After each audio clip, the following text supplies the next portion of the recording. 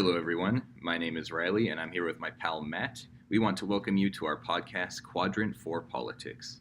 Though we both fall into Quadrant 4 on the political compass, making us mostly conservative and libertarian to varying degrees, we welcome listeners and comments from all backgrounds and beliefs. Today's show will consist of comments we've received, then we will do our weekly grab bag question, play a little game, and finally discuss our topic of the week, which is the ongoing battle with the Kavanaugh confirmation. Welcome to the show, Matt. All right, let's get started. Let's start with comments. All Let's right. see here. Which comment would you like to start with? Well, let's start with Mr. Wexley, was it?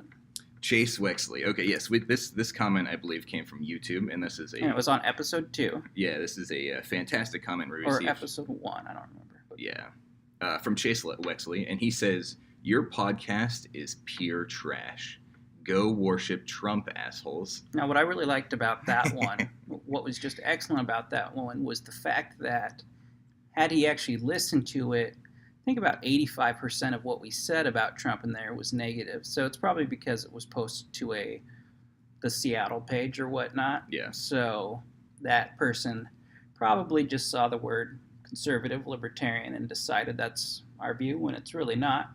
Yeah, absolutely. This is not the only comment we received like this, by the way.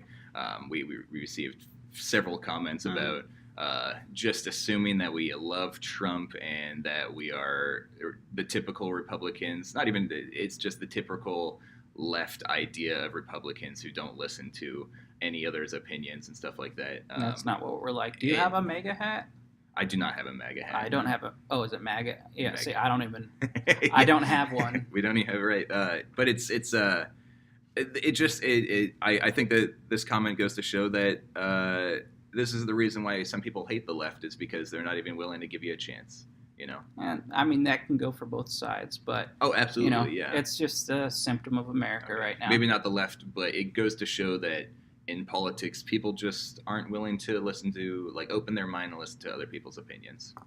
All right. I think we've given Mr. Wexley enough of our time, so that was a smaller one. He put a lot of thought into that comment, Yeah. for sure. Do you want to go over these two? So we got a couple comments that mostly refer to a couple things I said. It said, I skipped into 11 minutes and 40 seconds, and the first thing I heard, this galaxy brain, I'm not sure what a galaxy brain is, but it's referring to me. First thing this galaxy brain says is usually the middle is where you're going to find the truth. And that seems to be the case for most things in life. I did say that, and I stick by that, and I will get more into that in a second. It goes on to say, 1 hour and 14 minutes of this half-baked middle ground fallacy dribble. So, and then we got another comment kind of like that. It said, jumped to a few minutes in and heard, with Trump saying one thing, CNN saying another, usually the middle is where you're going to find the truth. Fuck out of here with that bullshit. So let me explain what I was saying. When I say the truth is in the middle between Trump and CNN, I'm not saying that it's right directly in the middle. I am saying mostly that I'm frustrated that there are no independent news sources. Everything today is written as an opinion column, and it's really hard to find unbiased news. And CNN and Trump are clearly two powers that go against each other. And with the Trump White House saying things and the CNN network saying things, and them being about the same topics that we know are happening, but we can't be there to see it in person, it is definitely something I am concerned about because I can't ever really see the truth. But I'm assuming part of their agenda is to fight with each other, so the truth is going to be somewhere in the middle. Neither one is motivated completely by the truth right now.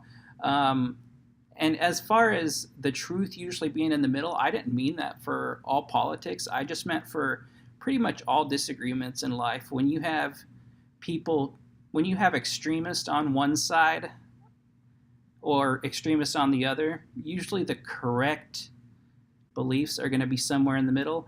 And that is pretty much what I was saying. I was neither this person seems to either be upset with the fact that I'm not an extremist or that they think I labeled myself a moderate, which isn't the case. The case is when two people say contradicting things about the same thing that we know that happened, it's probably going to lie somewhere in the middle. That happens a lot with politics. So I think these comments came from a more liberal side because I think that they were more upset with what you were saying, like saying that Trump and CNN are the opposite sides of the spectrum, and in the middle is the truth. Whereas they think like CNN might be biased, but they're still saying the news and the facts. Whereas Trump oftentimes is very wrong in the things he says. You know, how he won the popular vote, how there's 3 million illegal immigrants in the country, how 3,000 people didn't die in the hurricanes in Puerto Rico, that kind of stuff. I think that that's probably where the concern is coming from. I agree with you. I think you're correct. I think that the truth is somewhere in the middle between Trump and CNN. I don't think CNN is as biased as you do, but I do think this person took it the wrong way and probably just hated on you for giving Trump any credit at all.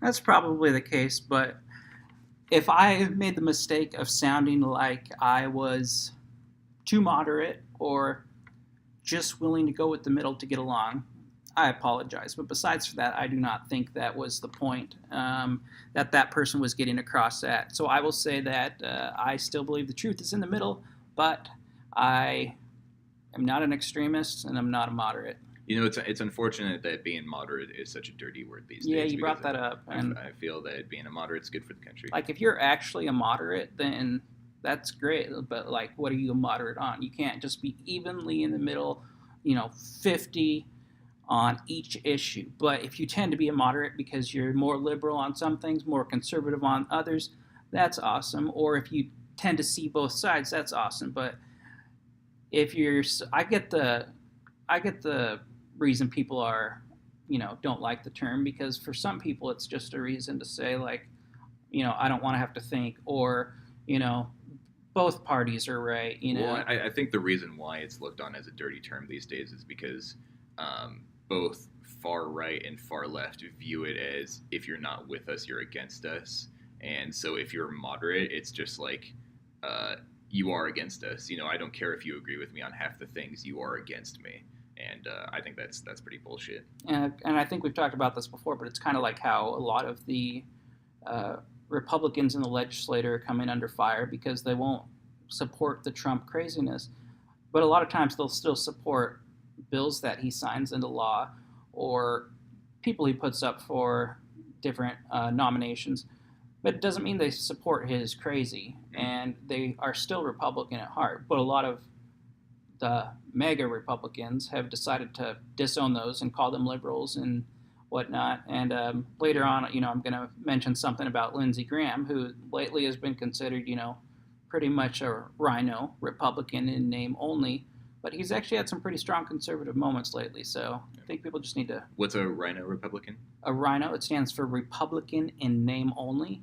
Oh, okay. There's also dinos, which are Democrats in name only, or there's dinosaurs, which is a Democrat in name only, stupid ass undercover Republican.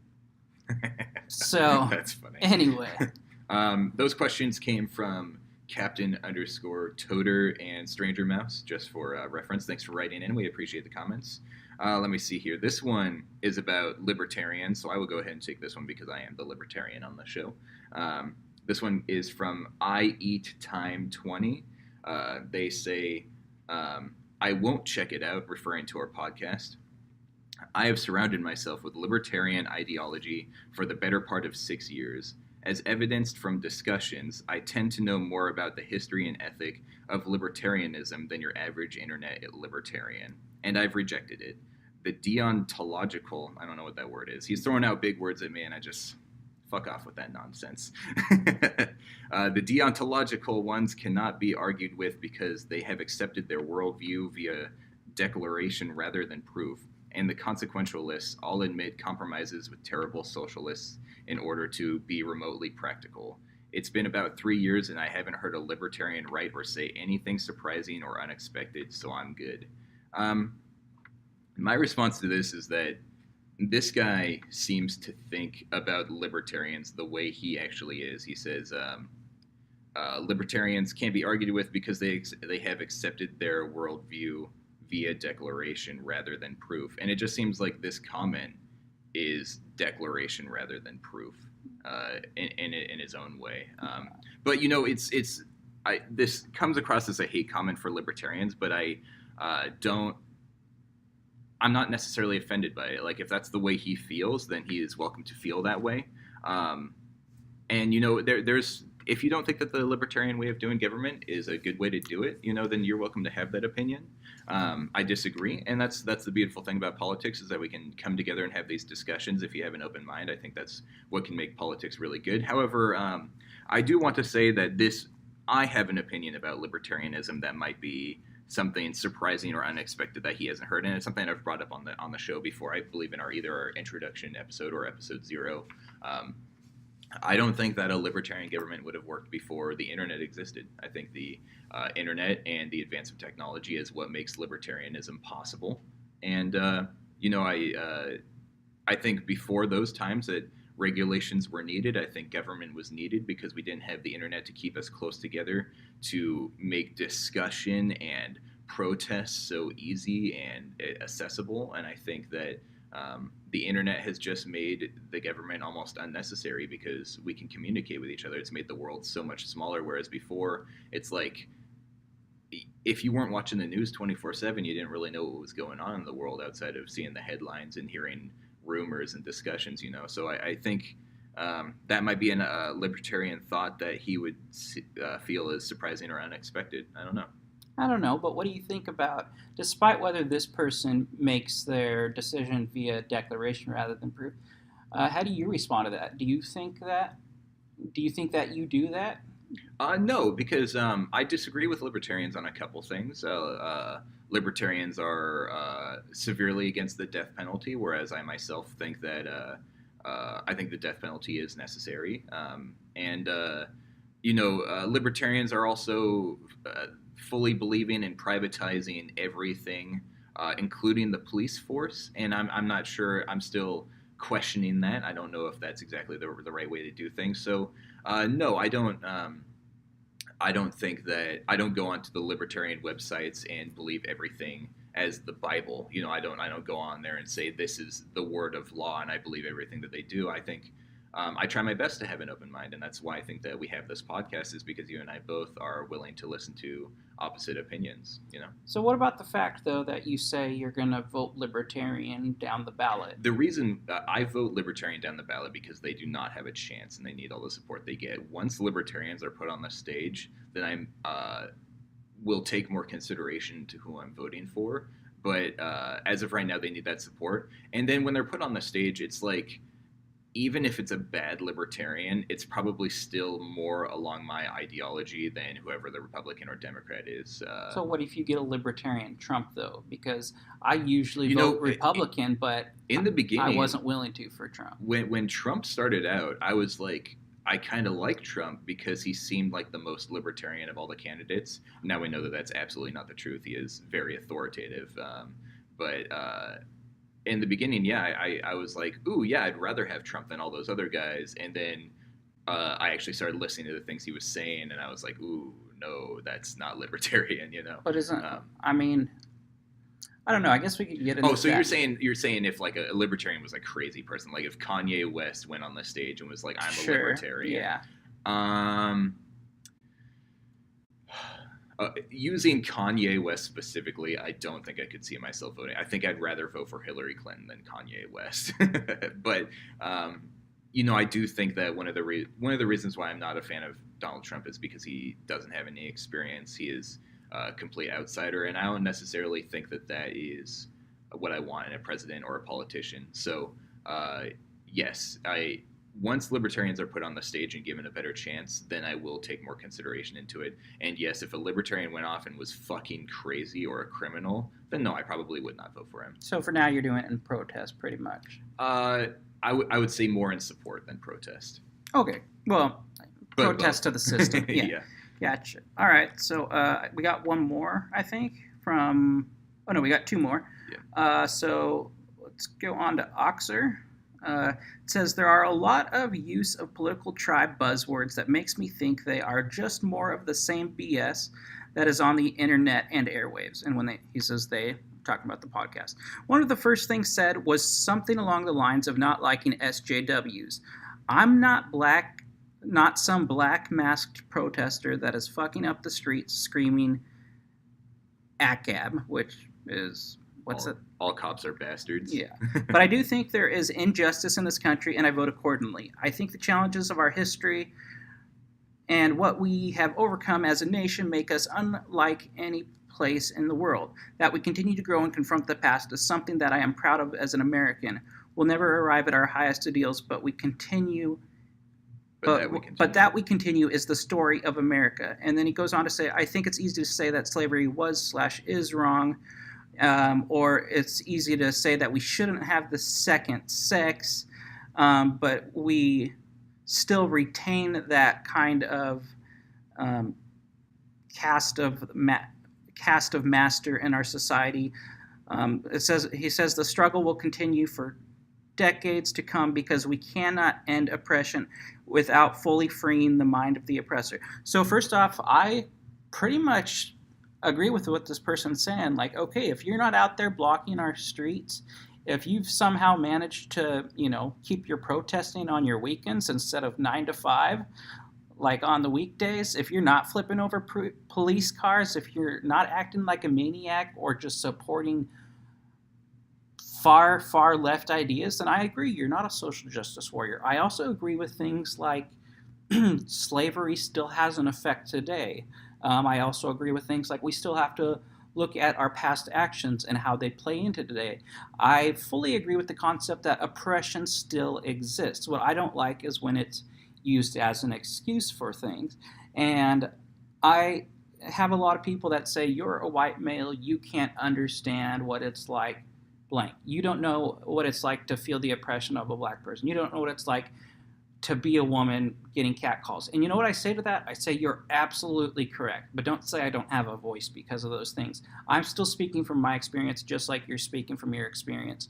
So I agree with what this person's saying. And if we've made it sound like anything other, it's just because we're getting passionate about our opinions, I would say.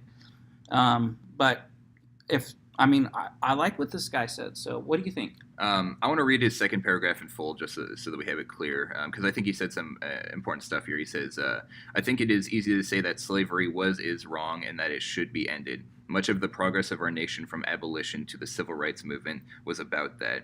But you can't have slaves without a master, and I think that is what the conflict of the modern era is about. Folks are fine with saying that people shouldn't be enslaved or women shouldn't be the second sex, quote unquote, but struggle with seeing how they still retain the favored caste of master in our society. That struggle will continue for the decades to come because we cannot end oppression without fully freeing the mind of the oppressor. There's a couple things I have to say about this comment. First of all, I completely agree with what you say about we can't relate to women or black people or Asians or Indians or anything like that, Native Americans. But that doesn't mean that we still don't have a voice and opinion in this country. As of right now, white people are still the dominant race in this country. And just because we're the dominant race doesn't mean that we can't have an opinion still. And it doesn't mean we're all like Borg-minded either. Yeah. Another thing is that I think it's ridiculous to have any kind of white guilt over slavery in the past. It's like those are things that our ancestors did. I definitely wasn't alive during those times. You weren't alive during those times. So it's like our fathers probably weren't alive during those times. Yeah, nobody who's alive today was ever a slave in that sense, in the sense of a white person owning a black person because it was legal. Yeah. And nobody who's alive today was a slave owner in that same sense.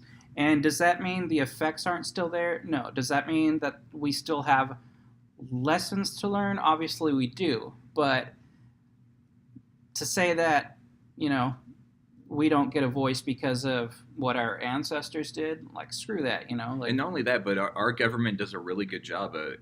I hate the school system. Everything in the school system is shit. But you can't deny that we don't spend a good 10 years of our life in school learning about how slavery was wrong. You take American history classes and it's like, yeah, this is a dark part of our history and we don't ignore it. Like, we all learn those things in school. That's why it's such a prominent topic in society, is because we all learned about it. But, we all learned about how terrible it is. So it's like we're doing our part to learn why it's wrong. Yeah, and we'll just we'll just never be able to be in the position of people who are still affected by it today, and people are still affected by it today. And there's the argument of like the Confederate history, and I think I don't really know how people feel about the Confederacy, but I know up here in the North, the Confederates were traitors to our country, and it's like they shouldn't be praised or honored. But I'm not offended by a Confederate statue or a Confederate flag. It's like, yeah, that did happen, and if you fly it, like the Confederate flag on top of the car, which car was that? Dukes of Hazzard. Dukes of Hazzard. Yeah. It's like that doesn't bother me, and if that's offensive to you, then it's just like, don't support that, and you can request change. But I don't know. I don't think it needs to be just and they say, I mean, without getting onto another topic, they say, for some people it's a states' right thing. For some people it's a Southern pride thing. So does every person who have the flag, like, is every person like at heart a racist? I don't know. Probably not. Is there still controversy with it? And does it hurt people in other ways? Sure, probably. But it's one of those things, there's never going to be a perfect answer. What I want to highlight from what was said here, I think Oxer really hits the nail on the head when saying, I think the challenges of our history and what we have overcome as a nation make us unlike any place in the world. That we continue to grow and confront the past is something that I am proud of as an American. We'll never arrive to our highest ideals, but that we continue is the story of America. That is, I mean, that to me is very well writ, and it's brilliant. I remember, I think it was George W. when they opened the African American Museum. He said this museum is a sign or a show of the fact that America doesn't look at its past and turn its head and say it didn't happen. It's a fact that we look at it and we address it, So I really like that part. I have two quick things. I know we're going a little bit long on these comments, but I got two quick things. He says one of the first things said was something along the lines of not liking SJWs. I want to be very clear about our social justice warrior thing. When we refer to social justice warriors, we are talking about the people who hate straight white males. There is nothing wrong with social justice. Social justice means equality for all. But social justice warriors are the people who hate straight white males and who are ridiculous about everything and are triggered by everything. Those are the people that we make fun of when we say SJWs. And also when we say feminism or feminist, we're also a lot of the times talking about feminazis, not people who just think that, equality for the two genders. So, we understand that. And I don't think you or I has a problem with women in the workplace, not at all. Anything like that. No. It's just the fact that, if somebody has a disagreement with the accuracy of the gender gap or a disagreement with what's either called abortion or reproductive rights, doesn't automatically mean that they are anti-female. Yeah. And that's what gets me angry about feminazis is that... I think the other terms are like modern feminism or fourth wave feminism. I don't have those the strict definitions for those terms, but I believe that those are the kind of feminists that we are generally making fun of. Yeah. And then the last thing I wanted to say is that I think that what this guy mentions is like how the system itself is racist. And I kind of, he doesn't say that specifically, but I feel like that's kind of a subtext of his comment about how the system can be a little bit racist. And I cannot deny that in movies growing up in the 80s and 90s and early 2000s, it's like the black people in the movies were portrayed as gangsters, wearing baggy clothes and stuff like that. So it's like, yes, I can see how society is generally geared towards when they see a black person on the street, they might be a little bit of fear. But when it comes to like the system itself, do I think that judges are actually racist when they're prosecuting black people? I do not think so. I do not think that race comes into a judge's mind when they're making that prosecution. Would you agree with that? I would not fully agree with that. Really? But for the sake of time, I think we should cover that a little more next week, maybe. Okay. One thing I'll just throw out is in the state of Washington, there was a poll done that surveyed jurors who were 3 times more likely to put a black person to death than they were for a white person who committed same or equal level crime. Yeah. So I guess it's how much it's rooted in each person, how much is it rooted in the prosecutor and the judge. There was also a case down, I think it's Alabama, one of the only states where a judge can reverse the decision of the jury when it comes to execution. And the jury voted like 7-5 for life imprisonment, and the judge overturned it and said, no, the person's getting execution. So why would you even give the jury the say? And especially if it's what it's going to make the judge look like. So Yeah. Did the judge actually see it as a horrific crime, or was he a little more racist than the jury? That's why some of these questions come up, is because of our poorly written, laws like that. But then again, it's also legitimate questions. So do you want me to read this last one? Yeah, go ahead. Okay, this one's from Alicia's Life. She posted this on YouTube. She said, do corporations require regulation in order to avoid harm to the environment? That's the question that she's posing, and her answer is she agrees. Isn't the laws and regulations in place that companies get in trouble for not following come from the fact that at one point companies and people were mistreating the environments? We live in a free country, ... where I get to drink sewage, ? LOL. My quick response to this is pretty much what I talked about earlier, is that yes, regulations were in place because people or companies were breaking the laws, or they were treating our environment badly. But as I said earlier, I think the internet is what changes that. Nowadays, we will find out quickly if a company is doing something that we don't like, and we will be given the choice to protest that company. Whereas before the internet didn't exist, and the government were probably the only ones who knew, like, yeah, this company is pumping sewage into our drinking water, we need to put a regulation on it. And it was required back then, but nowadays I don't think it's required as much. What's your response to her? I'm going to say that I actually typed up a response to this before we decided we'd talk about it. Due to time restraints, I think I'm going to actually post that. Okay. But just real quick, what I'm going to say is I don't think we did a great job, because this was our grab bag question last week, which was, do corporations require regulation in order to avoid harm to the government, or something to that effect?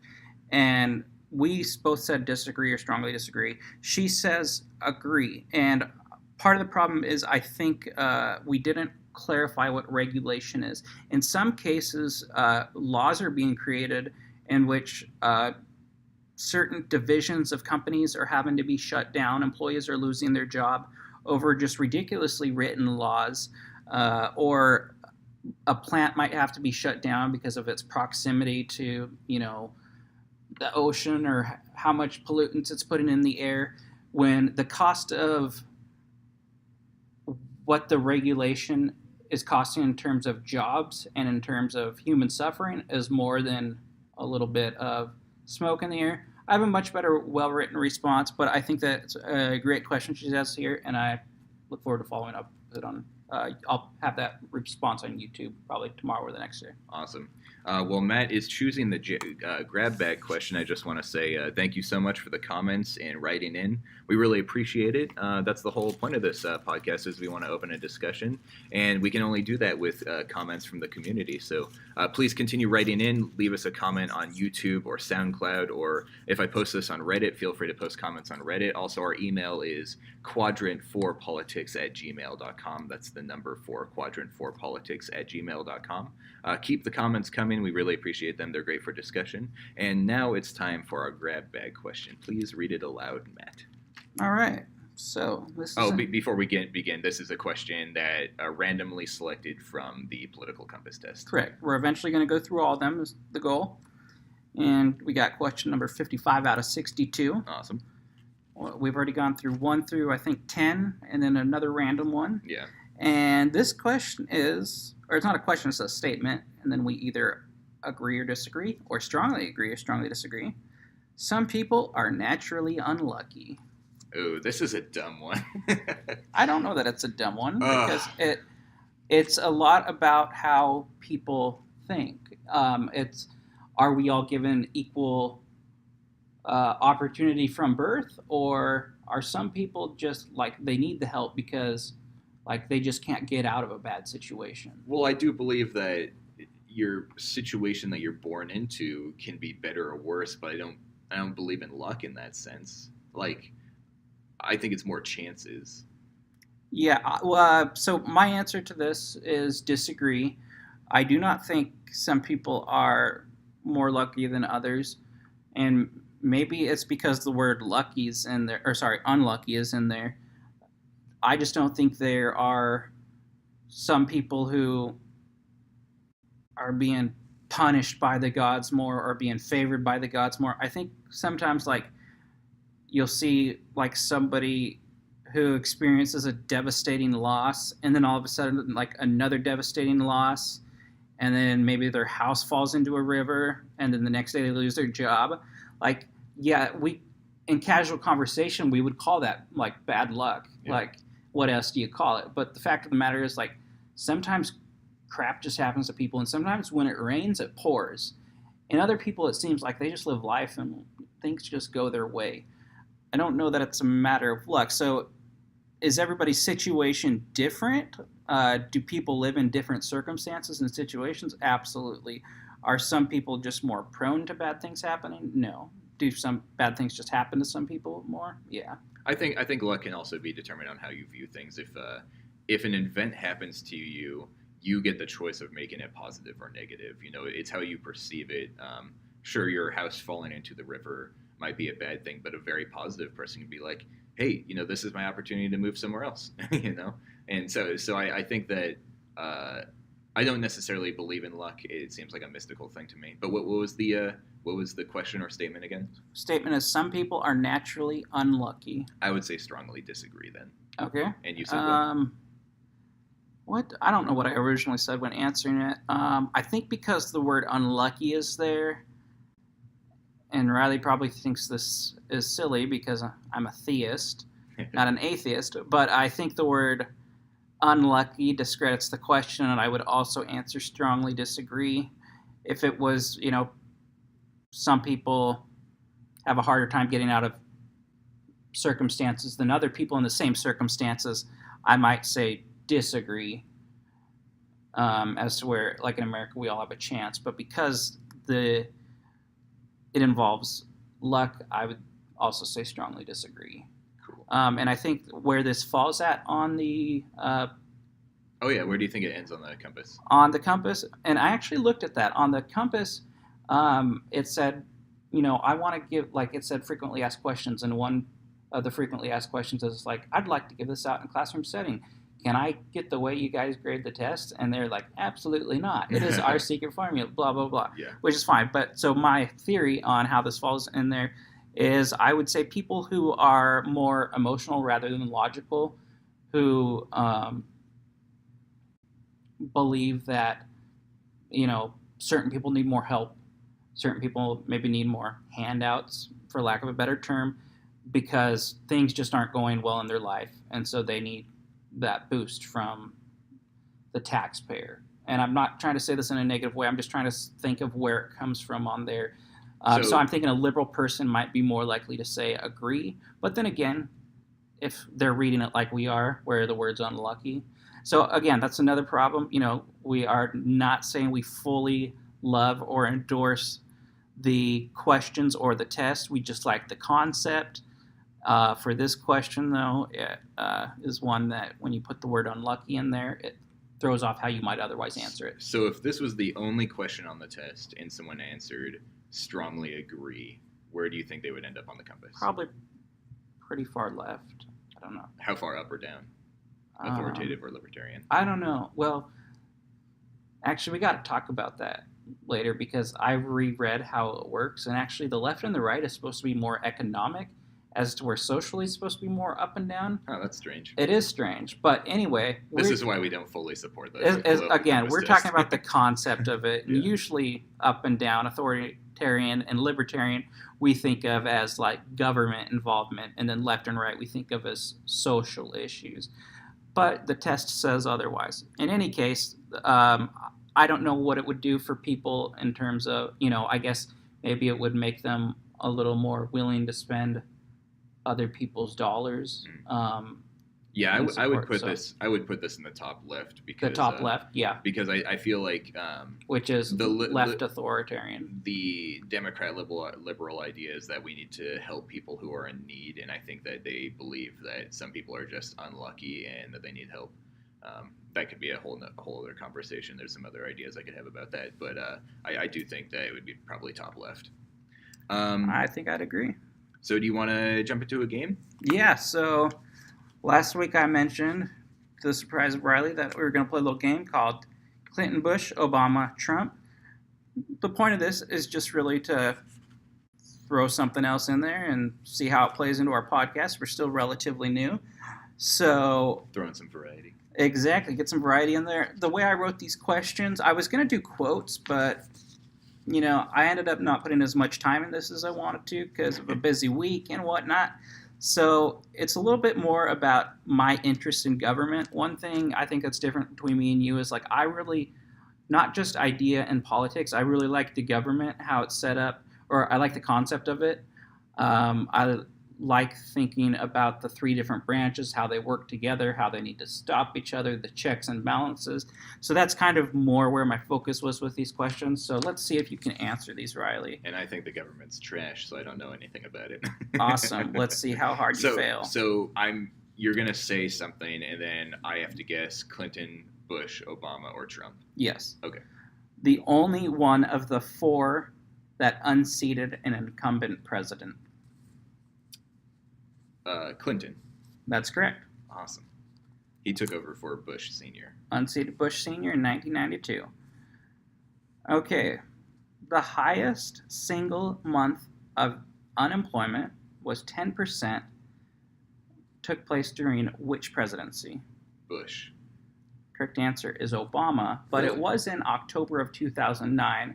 So that's about the same amount of time as there was between Bush and 9/11. So you could still kind of say that's Bush's fault. The lowest single month of unemployment, 3.8% of these presidents, is tied by which two presidents? Trump and Obama. Trump and Clinton. Really? April 2001 for Clinton, Trump May 2018. Cool. So I'm going to give you a half a point for that. Good deal. 0 for the previous one. All right. President rumored by extremists on the opposite side to have a wife that is actually a man. Oh, Obama. Yes. Yeah, there were all those pictures zooming up on Michelle's crotch looking for a dick. It's so ridiculous. But... Dude, if she had a dick, I'd let her fuck me. She's hot. Oh, my. Okay. We don't edit our show, so we won't edit that out, but... Glad my grandma's not listening. She's been dead for 20 years. Anyway, the only president on this list elected twice with less than a majority of the popular vote each time elected. Was Bush elected twice with the not having the popular vote? I thought he had the popular vote the second time around. You have to answer the question. My answer is Bush. So the correct answer is Clinton. First time he was elected in 92, he got 43% of the vote. Oh, you're talking about a majority as in over 50. That's what a majority is. Okay. It's not a plurality. Okay. And then also in 1996, he won with 49.2% of the vote. So in neither of those elections did he secure more than half the vote. In that case, do many presidents ever get more than 50%? Well, Bush, who lost the popular vote in 2000, got like close to 51% in 2004. Mm-hmm. So he did get over half the country, which is surprising because he was pretty unpopular at the time. Yeah. And then Obama, both times, got like 53, and then I think 51. He was pretty popular. Yeah.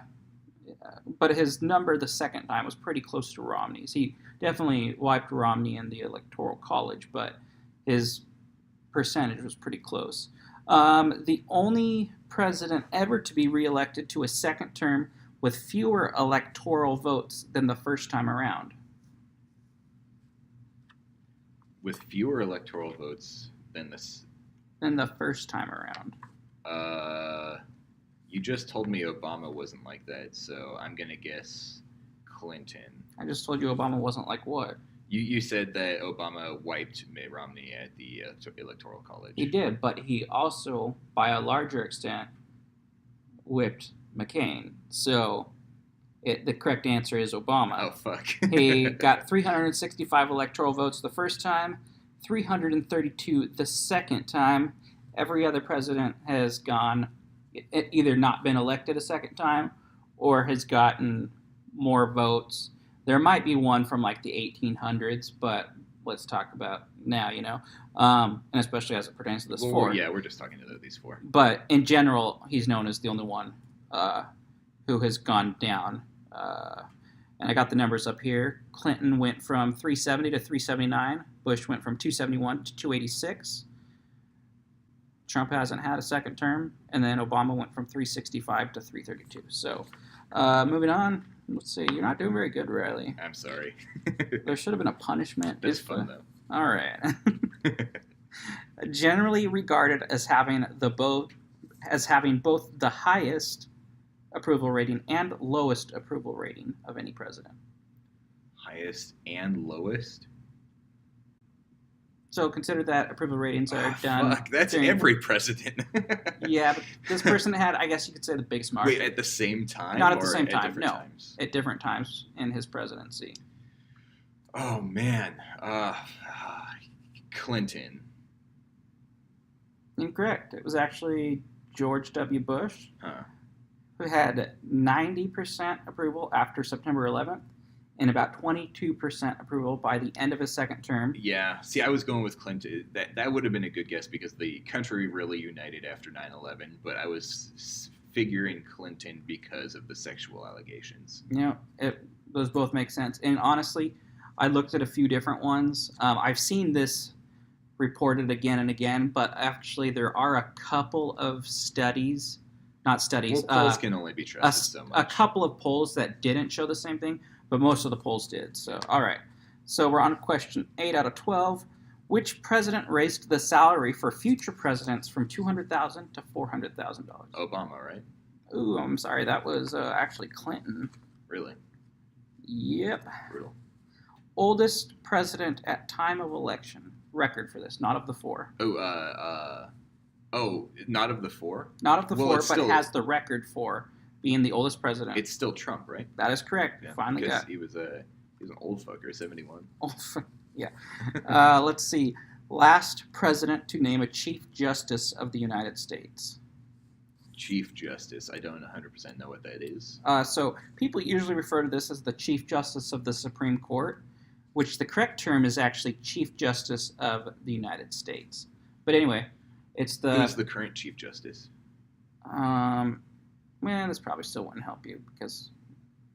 anyway, the current one is John Roberts. I'm going to go with Obama. That was actually George Bush. Okay. Nominated... So is that person on the Supreme Court? Yes. Okay. He's just like currently the Chief Justice. And is he more Republican or Democrat?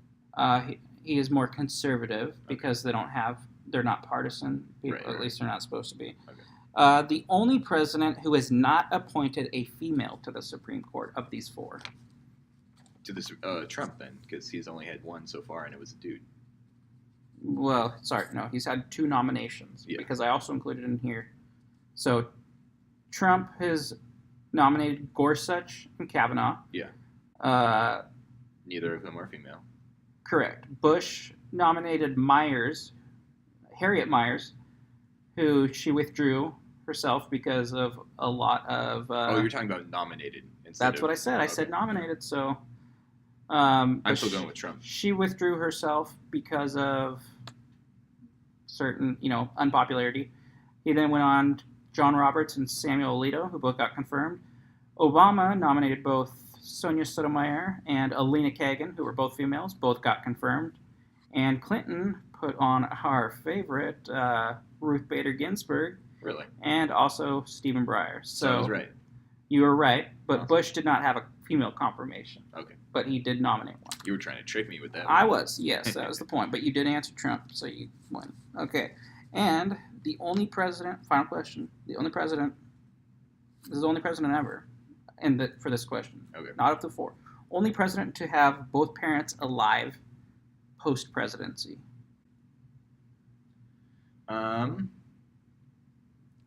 Bush. That's correct. Because didn't his mom die recently? His mom did die recently, and his dad's still like 90,000 years old. So I don't know the exact total because I was more doing this just to have fun. But I think he got 25, 30%. So nice. That's solid that's F. Solid F. All right. So what are we up to next? So now we're on our main discussion, 45 minutes into the podcast, which is perfect. I think that we got enough time to discuss I think we do, yeah. The main discussion is the ongoing battle with the Kavanaugh confirmation. And since you are a little bit more informed about this, I'm going to go ahead and let you introduce this however you like. Okay, so I'm going to introduce this in a very neutral way. So a couple weeks ago, during the Kavanaugh hearings, somebody came forward. Christine Blasey Ford made an accusation that in high school, it was preparatory school, at a party, Kavanaugh tried to remove her clothes while he was intoxicated, and I think according to her, she said the only reason that it didn't actually happen was because he was intoxicated. No, the reason it didn't happen was because he had a friend in the room who jumped on the bed and it kind of bounced them off, and she was able to escape at that time, and then she hid in the bathroom. Interesting. Okay. I guess I've heard something different. I read that on Wikipedia, so it's true. Okay. Gotcha. And then there's also just today, I think, which kind of changes things up because we weren't planning on this, but we added it in. Lady named Deborah Ramirez came forward. She claims that he hung his genitals in her face while she was drunk. This was in college. So the other thing is that, that's pretty much for what's been happening, what's going on. So other things that are notable is that these allegations come to light decades after they happened and at the literal perfect time to help the Democrats. Yes. There is not a better time. If they had come out during the hearings, it wouldn't have been better than right now. I think for a lot of people who are pro-Kavanaugh, or as I would put it, who just see this as what it is, they can see it's politically motivated, and they also wonder things like, well, he's been, he was appointed to, was it the D.C. District Court? Yeah, I believe he was in D.C. The D.C. District Court by Bush without any of this coming forward. Maybe it wasn't because the balance of power was about to change. I'm not sure. Maybe it just suddenly became traumatizing to her. Mm-hmm. I don't know. Before we move any forward, let's be very clear. Do you want Kavanaugh to be on the Supreme Court? Just so that we're that's open to our audience. That's an open question. Is of Trump's shortlist, is he the one I would have picked? No. Do I think he has the credentials and credibility and integrity? Absolutely. Do I think he should be confirmed? Yes. For myself personally, I don't love Kavanaugh, but I don't hate him either. Allegations aside, if this went forward without any of this obstruction, then I would not necessarily have an issue with him, but I don't necessarily agree with him either.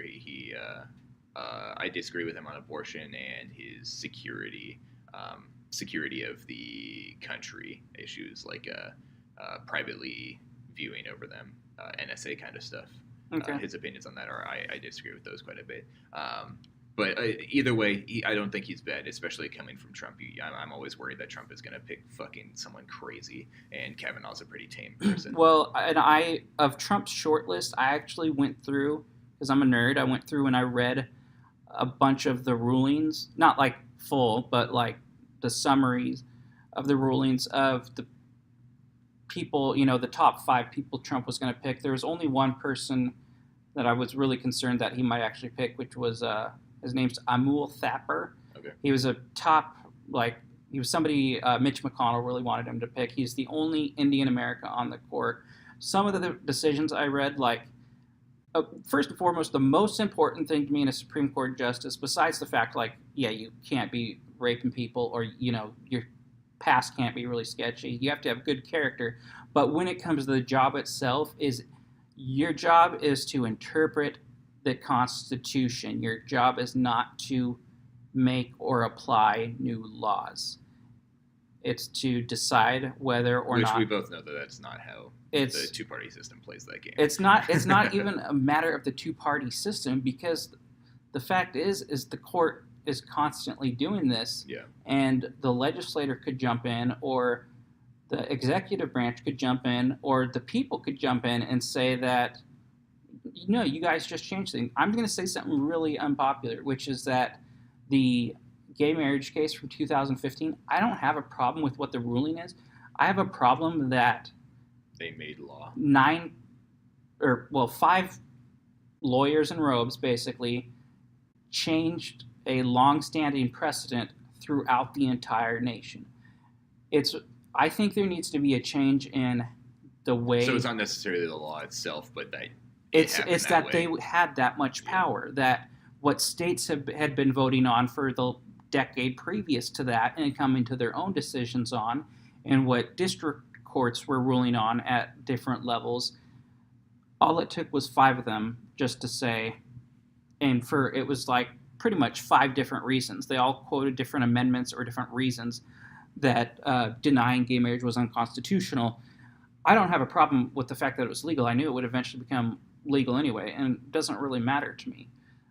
What matters is the amount of change they can make. And the fact is that their job is not to make law. Their job is to look at the law and interpret it. And I think there should be a better process in place for when they come back and say, oh, this law is unconstitutional. It should have to be sent back to the legislator to correct it, to meet with the Supreme Court. And I also think, with there being 3 branches of government, I think whenever 2 branches say one thing, I think the third one should just kind of be, it's 2 out of 3. Yeah. But the Supreme Court can seem to shut down anything the president does. It can seem to shut down laws that are made by states. Laws are being made by hundreds of people in a legislature, and then a majority of the court saying unconstitutional. So I think they have way too much power, but it's also the branch of government that interests me the most. Yeah. But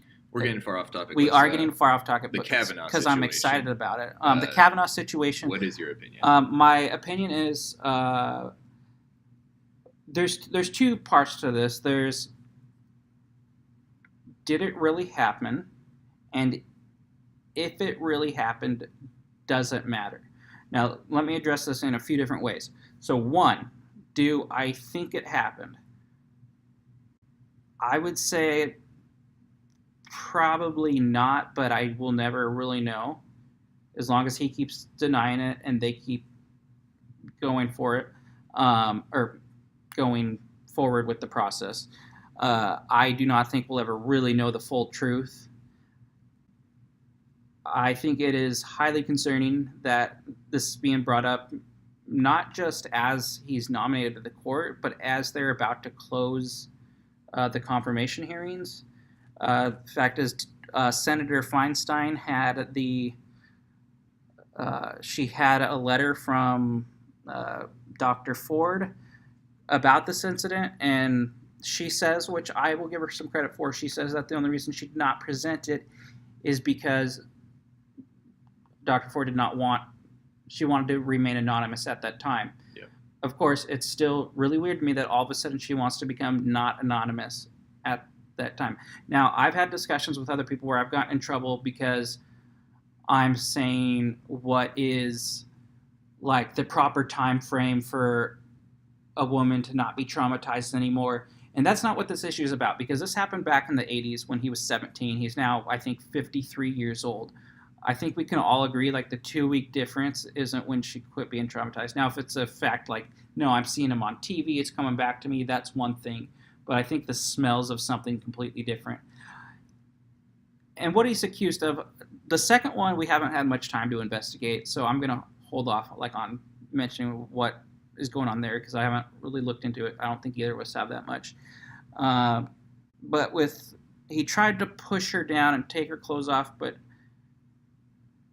I think they were both drunk. I don't know exactly.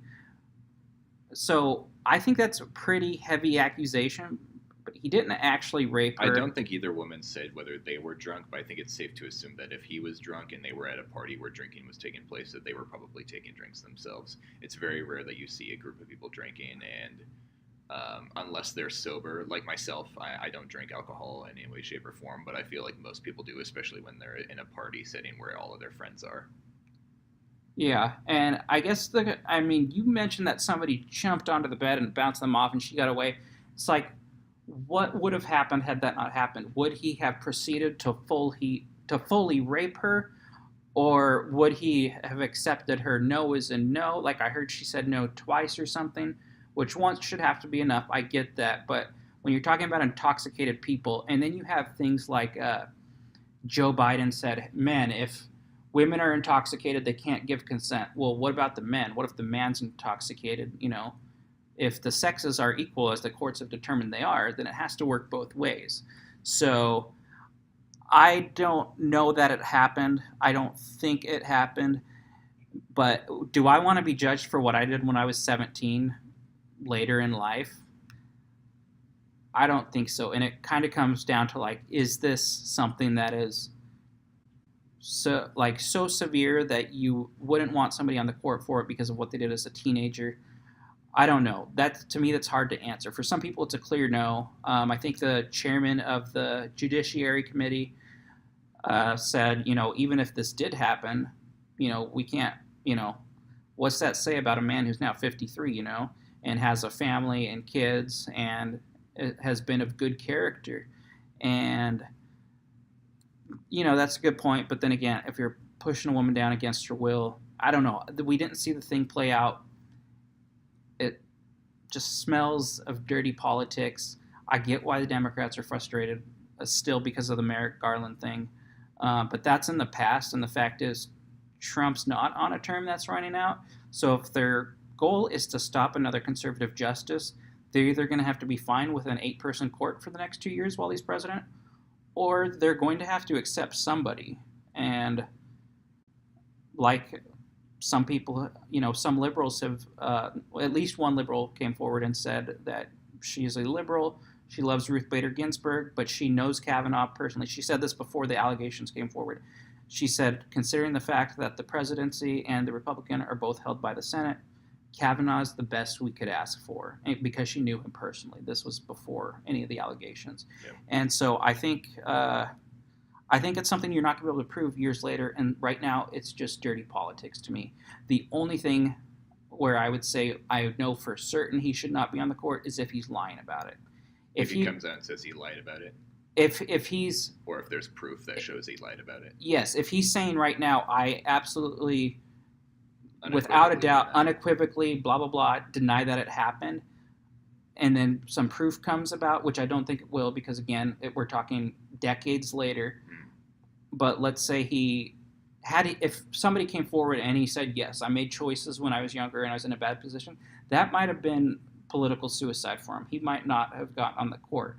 But that is more respectable to me, in my opinion. And I'd be more likely to say, okay, let's forgive and forget, than if he's lying about it right now. We can't have that type of character on the highest court in the land. I agree. My thoughts on this are, I do think it's politically motivated. I think that because of the timing, this is a win-win situation for Democrats, which we can get into. Yeah, we'll have to, because I disagree. But as far as the specific situation goes, let's start with the second one that came out today. The allegation that came out today was a woman said that he pulled out his dick in front of her as a joke.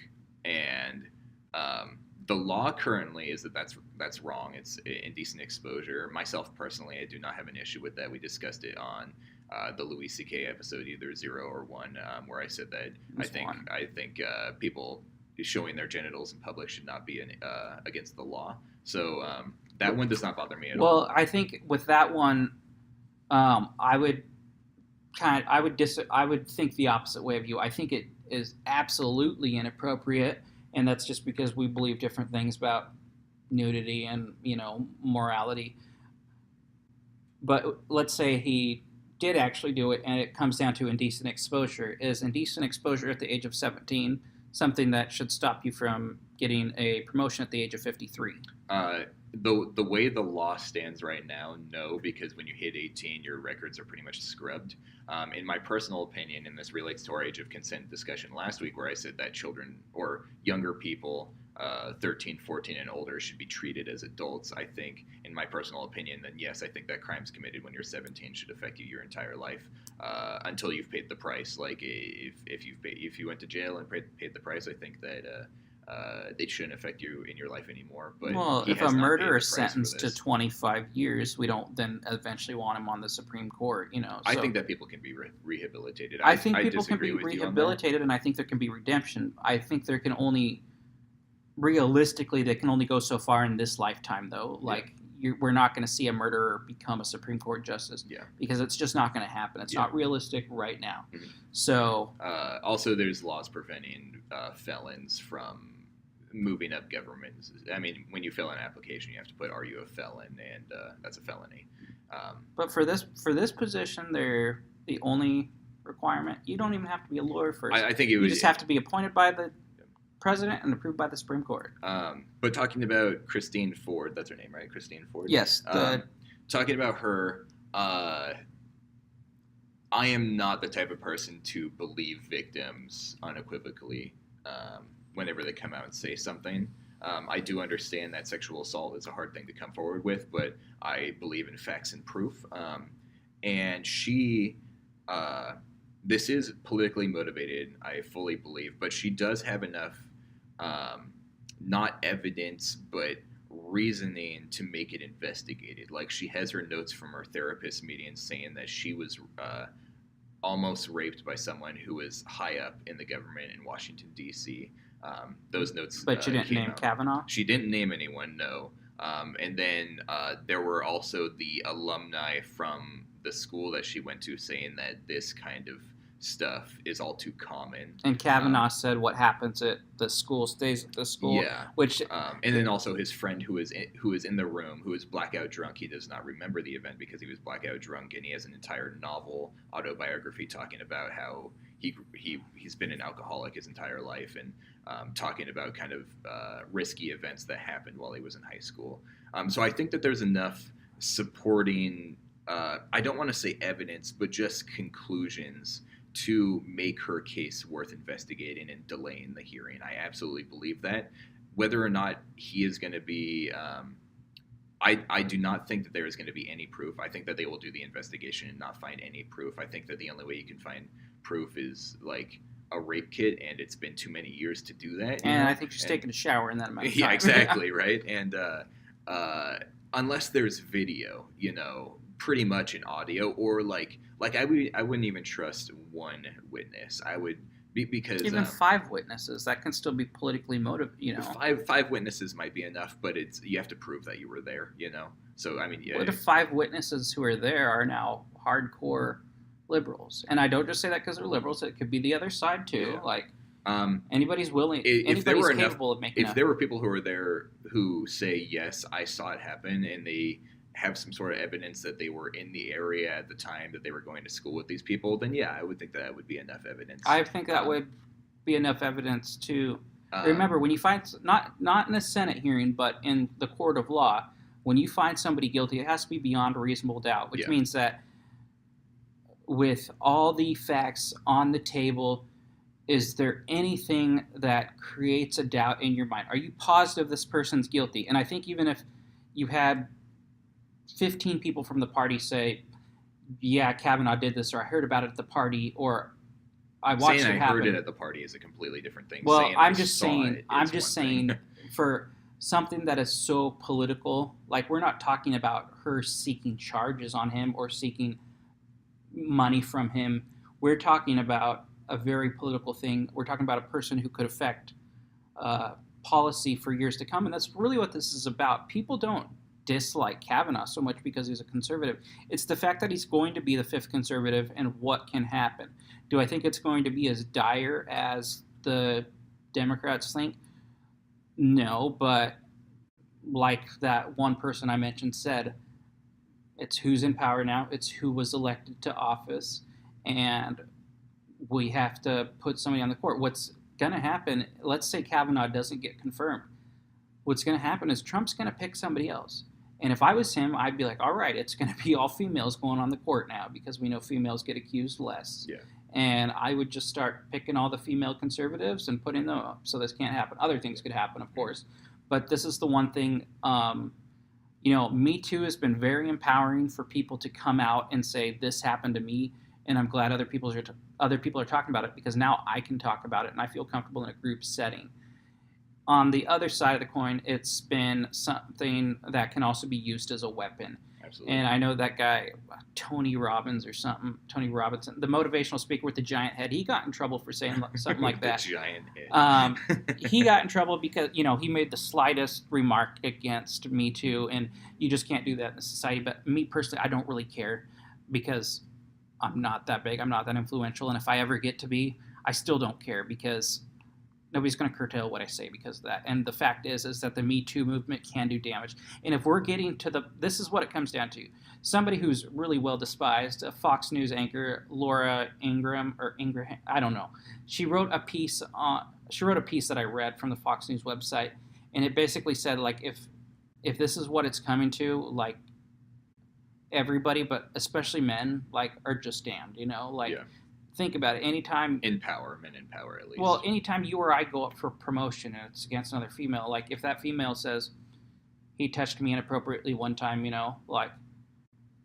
I'm not saying all women do that. I'm just saying it is possible for it to happen. FBI's definitely done a study on this before that said 8% of people who claim rape are making it up. How they arrived at 8%, I don't know. So there could be a margin of error there, but the fact is there is a certain amount that it happens. Does it happen widely? No, but I think it puts all people, and especially men, at risk in this age. And that would be my final word, is that it's very concerning for men and living in this age. Are you ready for final words, or can we discuss this a little bit more? We can discuss it, but I'm saying that's what it comes down to, is the I'm crying rape or inappropriate sexual assault decades later, and it having the reaction it does as if somebody said it happened last week. Yeah.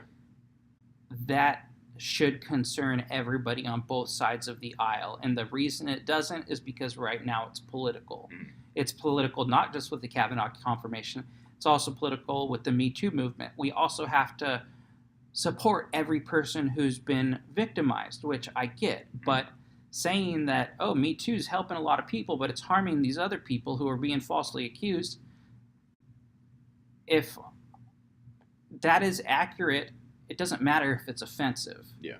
And we could do a whole episode on the Me Too movement, and maybe we will one day.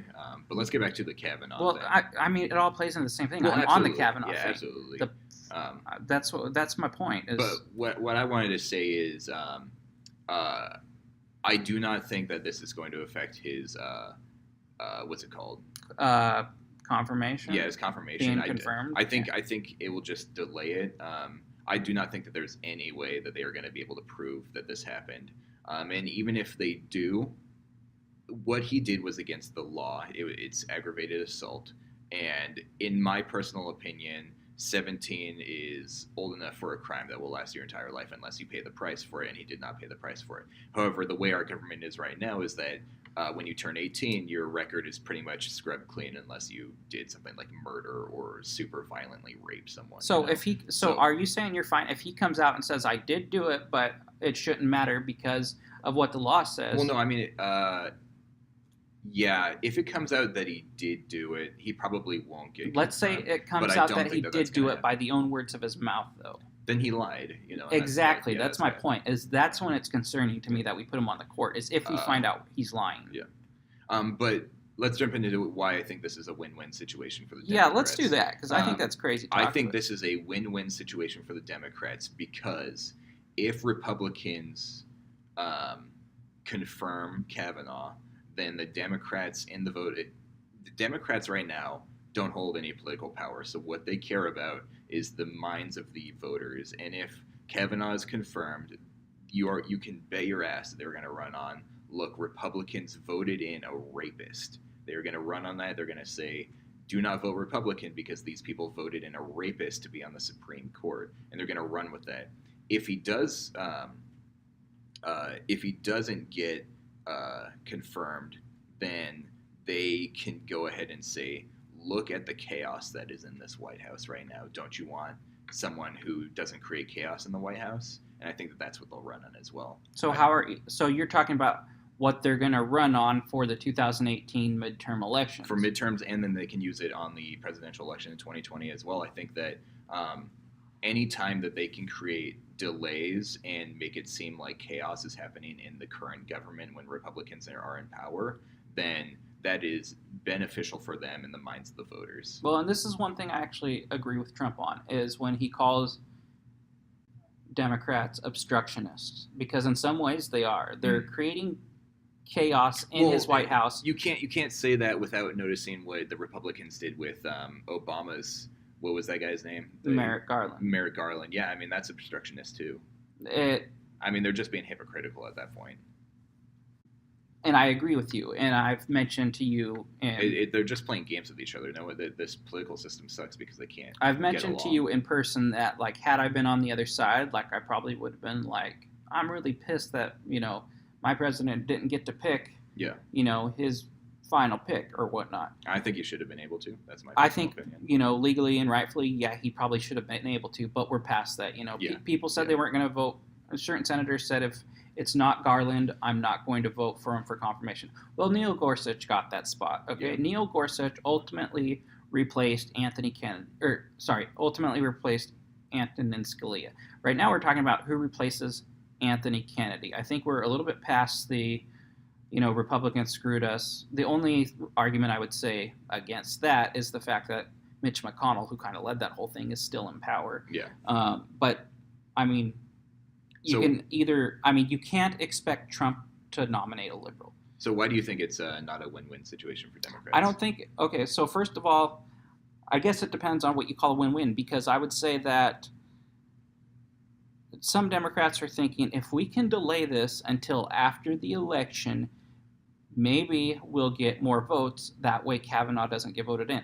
But people who actually take the time to look at the map realize that there's, I can't remember the exact number, and I don't want to quote it because I don't want to have to do correction next episode, but there are several states right now that are either red or purple states that have Democrats up for re-election. You got North Dakota, which is considered leaning Republican. You got Virginia, which is a toss-up. You have Indiana, which is a toss-up. You have Montana, which is leaning blue right now. You have a Democrat senator in Florida right now, and the polls are showing that the Republican alternative is slightly ahead in the polls. I don't see any way, and I could be wrong, I can eat my words later, that's fine. I don't see any way the Senate is going to flip back to Democrat, which would take 2 votes because it's a 51-49 to margin, and a tie is broken by the vice president. So it would take a net of 2 plus 2 Democrats. I don't see that happen. I've gone online, I've done the maps again because I'm a nerd and I like that type of stuff. I like statistics and I like data analysis. But there's always the chance that the Democrats could get some of the Republicans to vote with them. They can, and that's a concern. There have been about 3 or 4 Republicans that are rhinos. Well, not just that they're rhinos, but they either aren't seeking re-election, or like Susan Collins, her big thing is she's pro-life, and she's from the state of Maine, which is a very purple state. So they'll be like, oh, a pro-life or pro-choice Republican, great. Or Lisa Murkowski from Alaska, who somehow managed to win a write-in Senate election. There's also what's his name, Corker from the state of Texas, and then Jeff Flake from Arizona. They're both Republicans who aren't seeking re-election. And Flake has been very critical of Trump all over the media. Yes, but a lot of people who've been critical of Trump have said that just because, I'm not going to look at this person based on who's nominating the person. Yeah. And that's ultimately what we have to do. Unless we want an 8-person Supreme Court for the next 2.5 years, by the time we get around to getting that person on the court, they're going to have, society in general, not just the left, but the left and the right, are going to have to accept that you're going to have somebody probably who's right of Anthony Kennedy who's being replaced, somebody who could affect change on a large scale.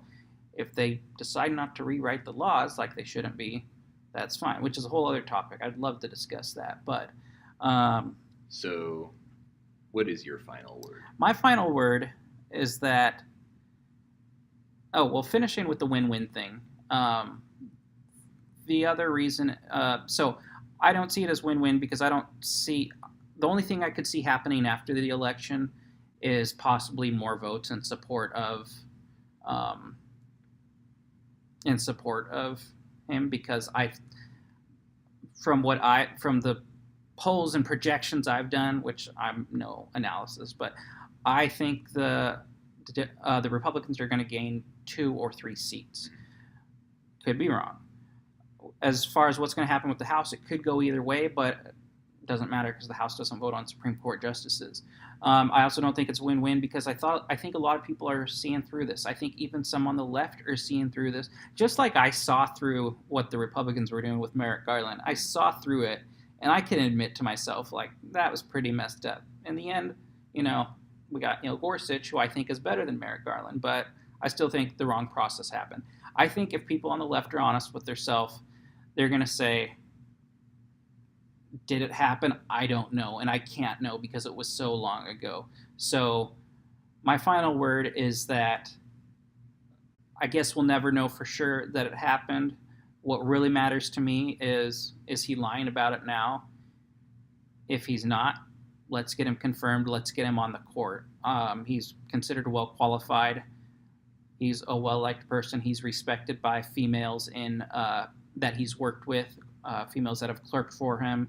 I'll say this is inconsistent with his character. This is a clear political ploy, and I don't see anything coming from it other than the most extreme thing would be somebody else besides Kavanaugh is chosen, and that would just reinforce my idea that men are really in trouble if a woman can come along 30 years later and destroy it like that. So what's your final word? My final word is that I don't love or hate Kavanaugh when he goes on the Supreme Court. I don't think it's going to affect my life all that much, and I don't think it will affect the country a whole lot. I think the biggest thing on the table right now is security and abortion, and I don't even know. He's kind of been wishy-washy on abortion, so I don't know how it's going to affect us all that much.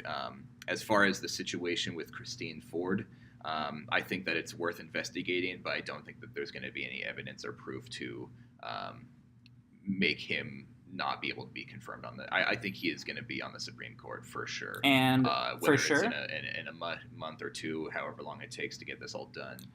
But yes, I think that he will be confirmed. I don't think he's going to be coming out and saying that he lied about it, or I don't think there's going to be any proof. I don't think so. And I just want to bring up, you said that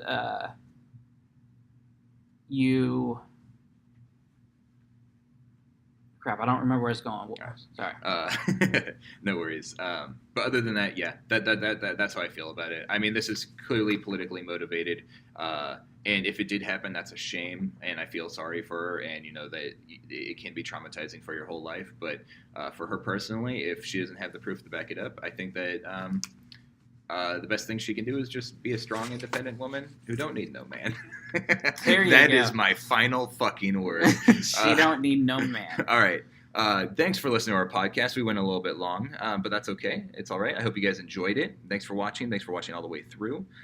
Please like, comment, subscribe, follow us on YouTube and SoundCloud. I forgot to mention at the beginning of the podcast that SoundCloud is easier to listen to on because you can turn off your phone while you listen to us, and you can also download it so you don't have to be connected to the internet. But we're available on YouTube as well. I'll be posting this on Reddit, so if you see it on Reddit, feel free to comment there, and also send us emails to quadrant4politics@gmail.com. It's the number 4, quadrant4politics@gmail.com.